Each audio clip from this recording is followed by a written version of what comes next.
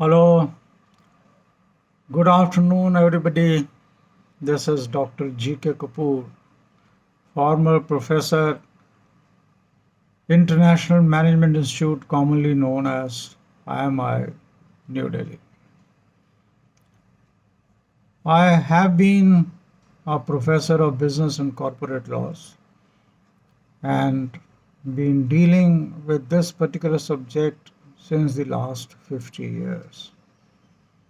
In the year 2000 was awarded the Best Teacher Award by NIRC, that is Northern India Regional Council of the Institute of Chartered Accountants of India. I have started recording a series on the contract law in India. And in this endeavor, I have already recorded two of them. The first lecture was on making of an agreement or a contract, certain matters to be taken care of. Second lecture in this series was a detailed discussion on force majeure clause. Unfortunately, in India, this clause has not been very effectively drawn, resulting in a lot of litigation of the parties. So kindly do listen to those two videos also if you find a time. This third video I'm recording on what is a contract, what is an agreement, what is a proposal or an offer, what is acceptance, the kinds of contracts, and the essentials of a valid contract. We shall cover as much as possible in this particular lecture, and the balance we might well carry over to the next lecture. Now, what is a contract? Contract is defined in clause H of section 2 of the Indian Contract Act 1872 as an agreement enforceable by law. So you will observe that this definition has two components. One, to be a contract, it has to be an agreement. But all agreements will not be contracts. If all agreements were to be contracts, then the law would have defined the term contract as an agreement and then put a full stop to it. But that is not what has been done. The definition further reads that it's an agreement enforceable by law. So the second component is enforceability by law. Now let us see what is an agreement. An agreement is defined under clause E of section 2 as a promise or a set of promises, that is more than one promises, in exchange for a promise or a set of promises. In other words, we can also say that an agreement is reciprocal promises. But what is a promise? A promise is defined under section 2 clause B as an accepted proposal. So there are two constituents of it. Number one, proposal or offer, and number two, acceptance thereof. What in India we call as proposal is called an offer, under English law. What is a proposal?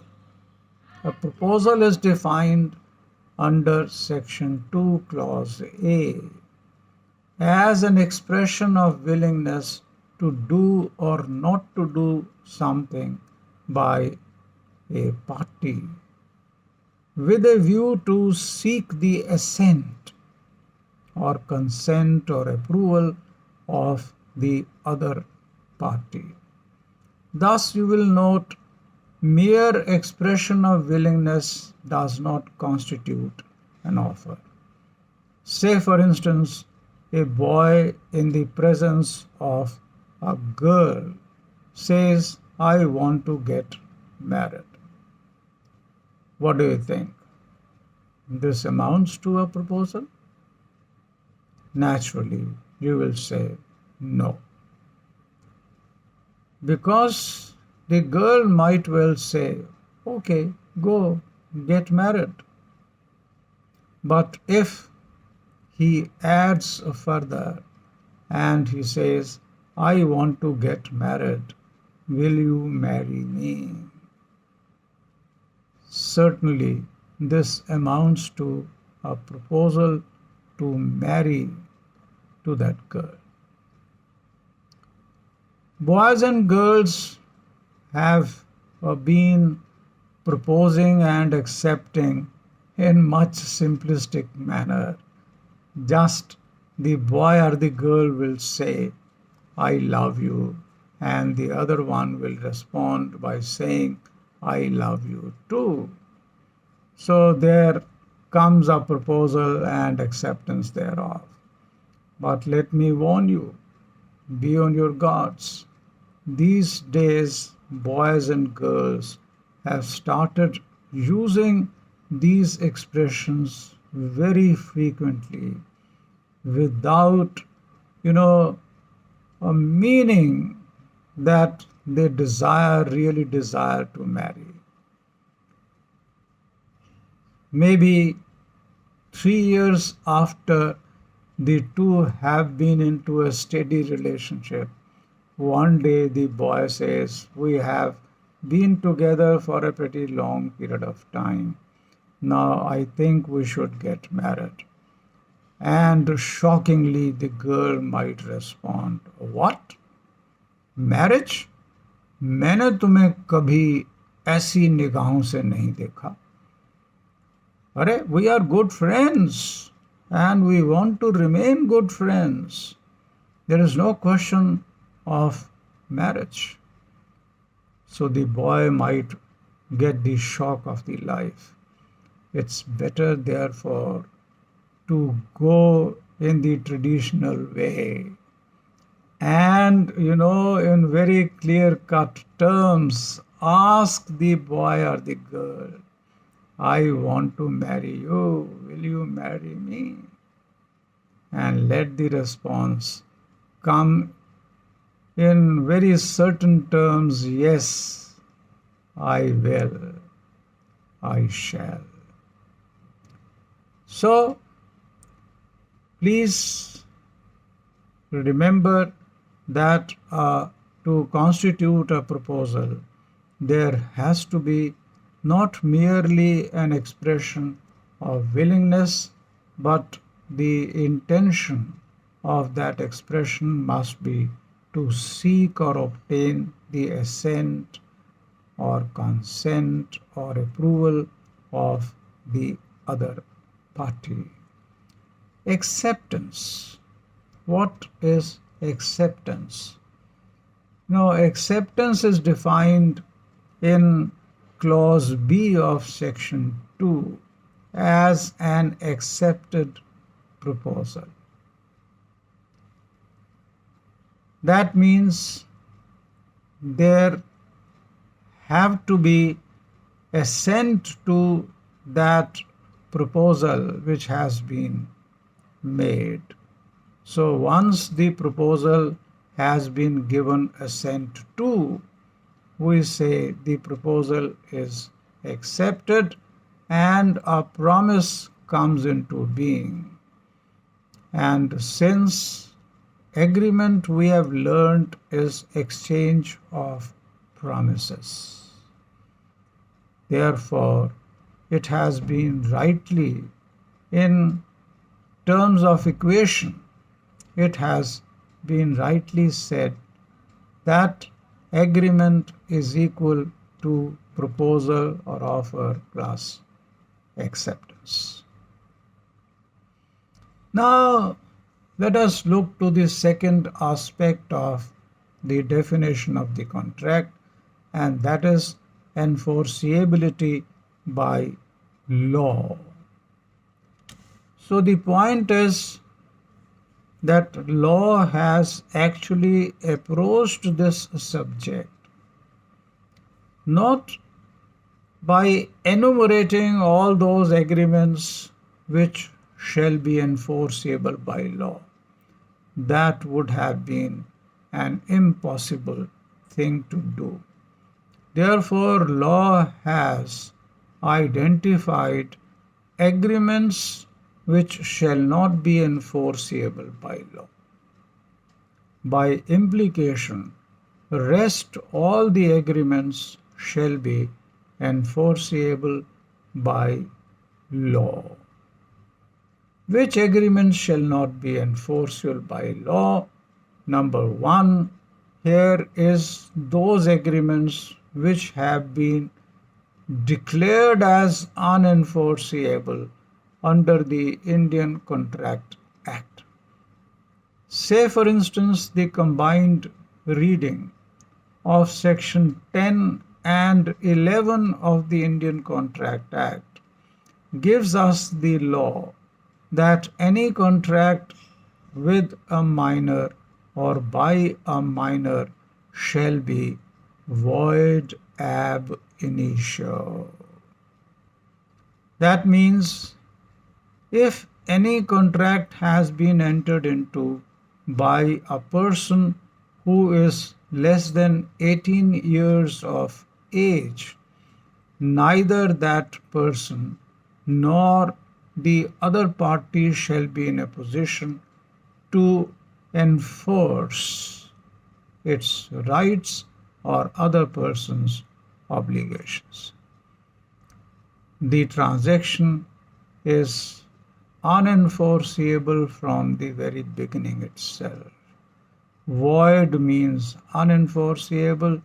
Ab initio means from the very initiation or from the very inception, right from the time the agreement had taken place.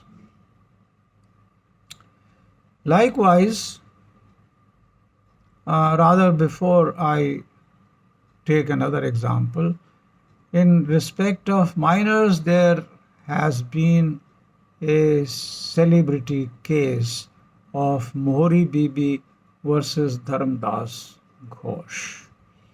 In fact, no discussion on minors can ever be said to be complete without reference to this particular case.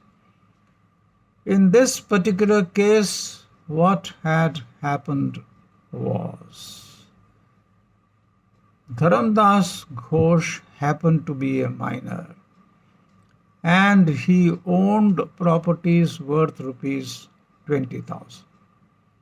He wanted to raise a loan of rupees 8,000 against those properties. He approached Mohri Bibi. Mohri Bibi agreed to lend him that 8,000 rupees against the mortgage of those properties.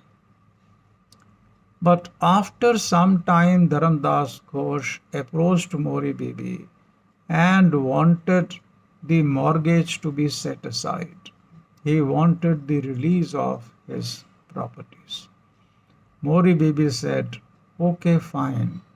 I will release your properties provided you give back my 8,000 rupees plus interest thereupon." Dharamdas Ghosh said he had no money but insisted that he wanted his properties back. On Mori Bibi's refusal, he filed a suit in the court of law. The case was fought right till the highest court of India at that point of time, the House of Lords. Now we have the Supreme Court of India after independence. The House of Lords unanimously declared that since in India any contract with a minor or by a minor is void ab initio, therefore no rights were conferred upon Mori Bibi to hold back those mortgaged properties, and likewise there were no obligations on the part of Dharamdas Ghosh to pay back rupees 8,000. I am sorry that you have lost the opportunity of taking any such advantage.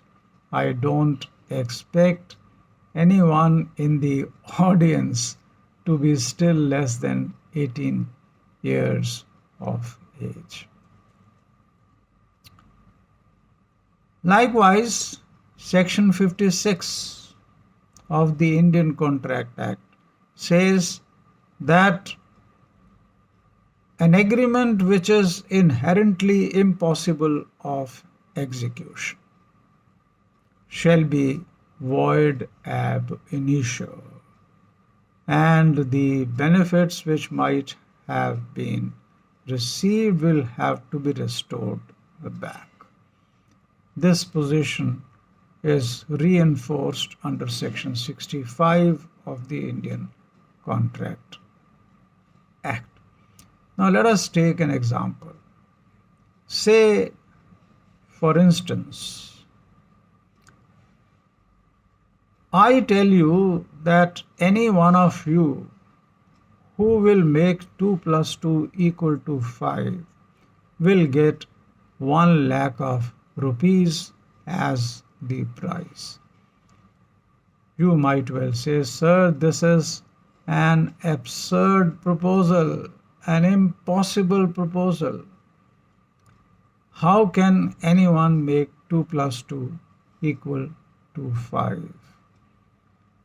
But there is no dearth of genius in our country. Long ago, while addressing CA intermediate students, they were around 250 in number, and I was addressing them in an auditorium of the CA Institute, New Delhi. So one of these students stood up and said, sir, I can make 2 plus 2 equal to 5. Those were the days when we were using blackboard and white chalk. So I called him to the dais. He came and started working. He first took a square of 2 plus 2, and then whatever the result came, he took an under root thereof. And thereafter, he carried on for a while. Sometimes he will square them, and at other times he will take their under roots. Surprisingly, at the end of it, he proved 2 plus 2 equal to 5. I, being a poor mathematician, was taken aback. Whole lot of clapping in the class. But when I returned back home, I checked it with my wife, who happened to be MSc Mathematics. I said, today a surprising thing has happened. A boy proved 2 plus 2 equal to 5. She immediately caught the trick. She said he would have taken a square of 2 plus 2 and then its under root, and like that he would have carried on. I said, exactly, yes. She said, the trick lies here. When he took the under root will come with a plus as well as a minus sign. As per the rules of mathematics, one is not to carry forward the minus sign. He would have carried that minus sign.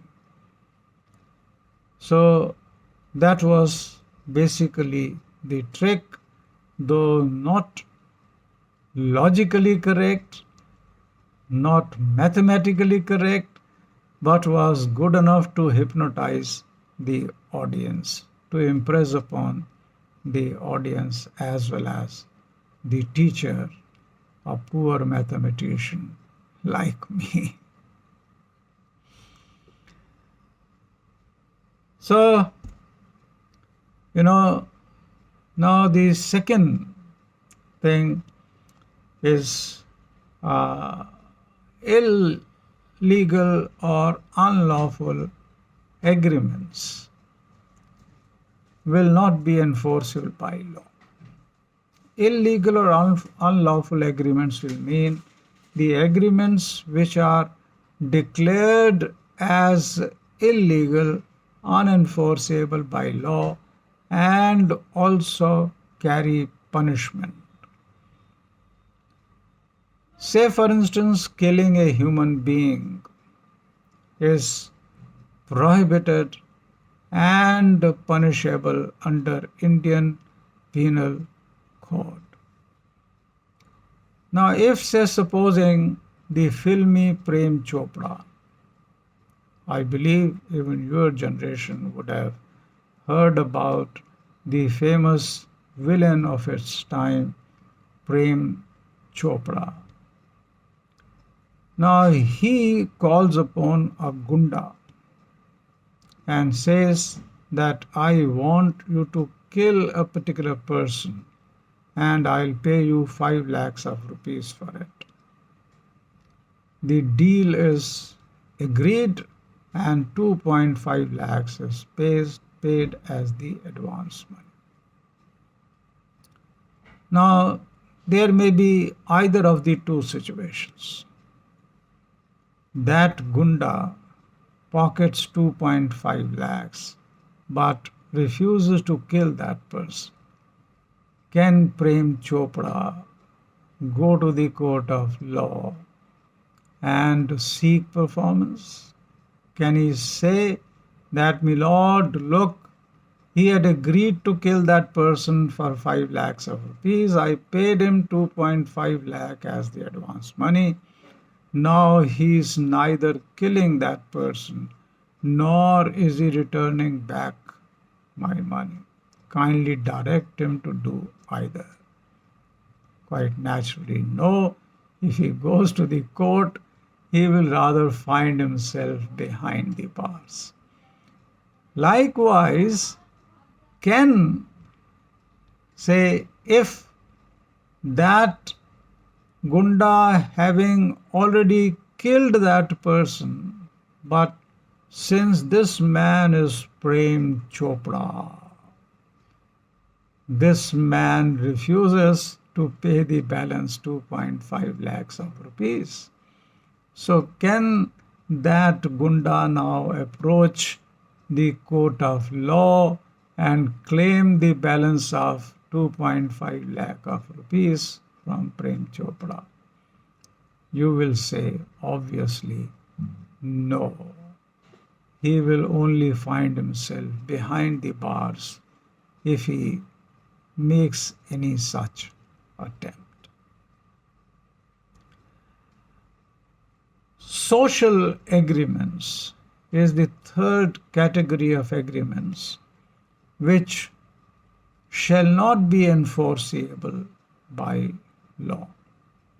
Social agreements are meant to create social rights and obligations.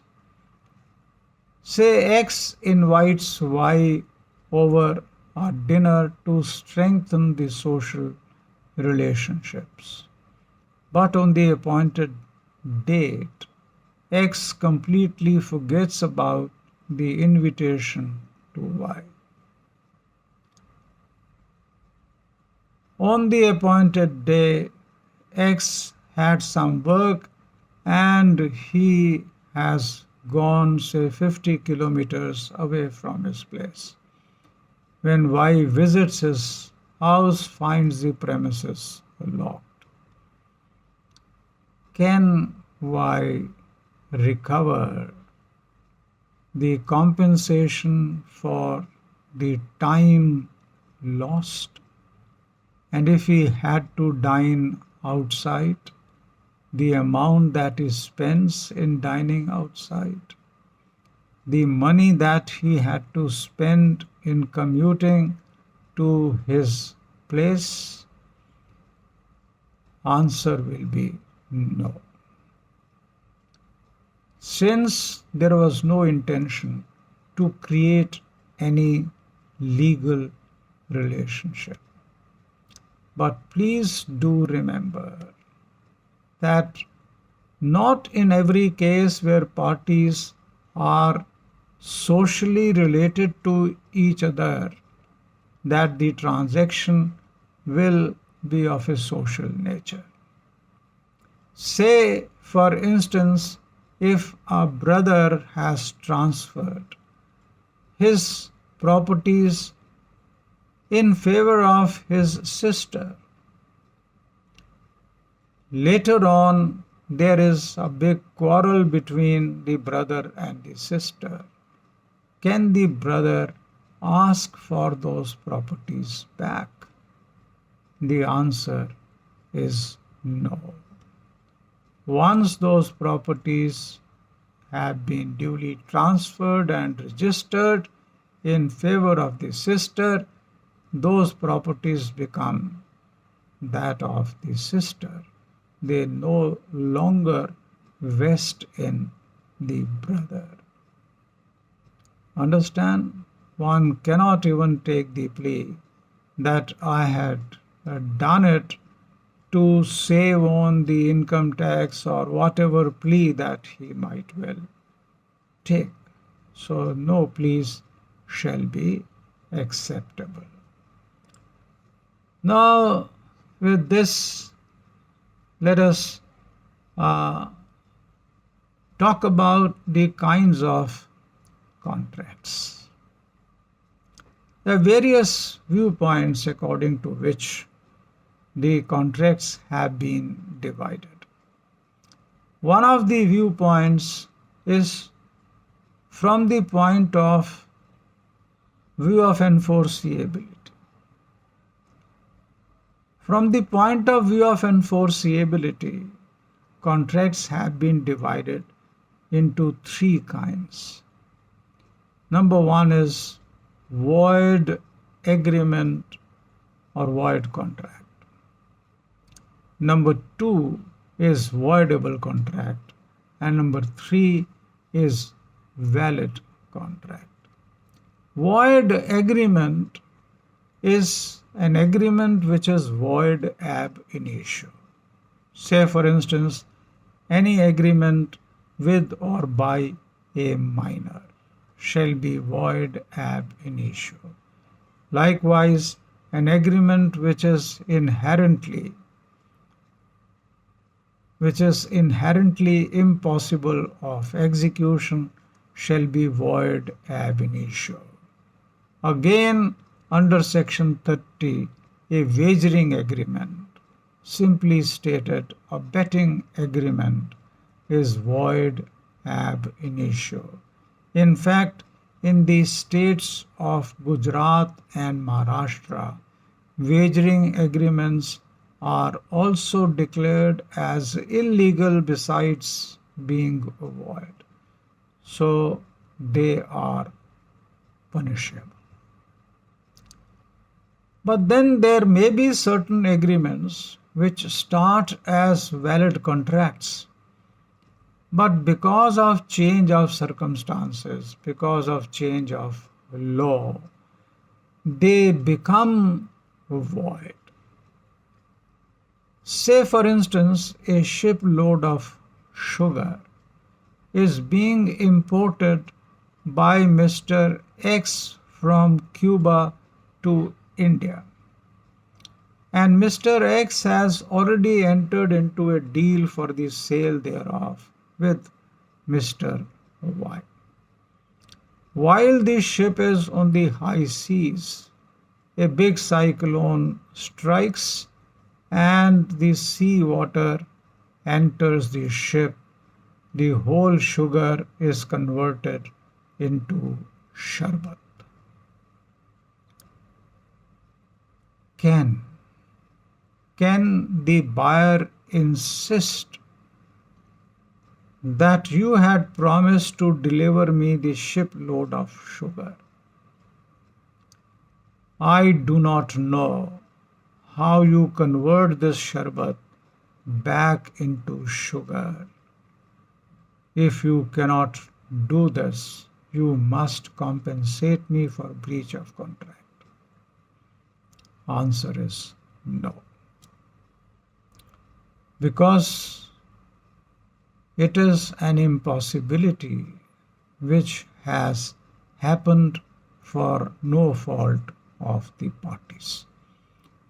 Likewise, can the seller insist that it is the same sugar which I had promised to deliver you?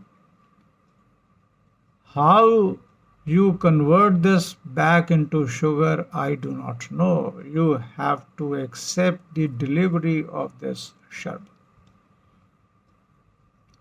Answer certainly is no, and the argument remains the same. Such kinds of contracts are called as void contracts. The word contract is used because once upon a time it was a contract. Voidable contract is one where, supposing if there are two parties to a contract, one of the parties is legally given an option either to adopt the transaction or to terminate the transaction. But this option is not available to the other party. In most of the cases where consent of a party is not free, has been influenced by, say, coercion or undue influence or fraud or misrepresentation, the transaction becomes voidable at the option of the party coerced, unduly influenced, or defrauded or misrepresented. Only that party will enjoy the right to either accept the transaction if that party so likes, or decide to terminate the transaction. So that is voidable contract. Let's take an example. Say, for instance, at the point of revolver kept at the point blank range on the head of the other party. The party is asked to sign transferring his properties worth 5 crores of rupees for 50 lakhs only. At that time, for fear of being killed, that party has signed the contract. Later on, that party might decide that, okay, now I will also possess a revolver and may prefer to report the matter to the police, seeking the termination of the transaction. Or if he thinks that जान है तो जहान है, भाई गुंडों से कौन टक्कर लेगा, and therefore may decide to accept his fate, he may allow the contract to be performed. But this option is not available with the other party. If supposing, for whatever reason, maybe a war or a calamity or whatever it might well be, the prices of the immovable properties, they drop very sharply, and the same property which was worth rupees 5 crores cannot be sold even for 10 lakhs of rupees. Now that other party cannot say that give back my 50 lakhs of rupees and here are your properties. So option is available only to one of the parties and not to both the parties. The third is the valid contract. A contract as per section 10 of the Indian Contract shall be called as a valid contract in case it satisfies certain essential requirements. These are called as essential elements of a valid contract. A detailed discussion on these essentials of a valid contract is required, and therefore I shall take it in the next lecture, that is lecture number 4. Thank you for watching this particular video. Share it with your friends if you have liked it, and till I record the next video, goodbye and good luck. Thank you very much.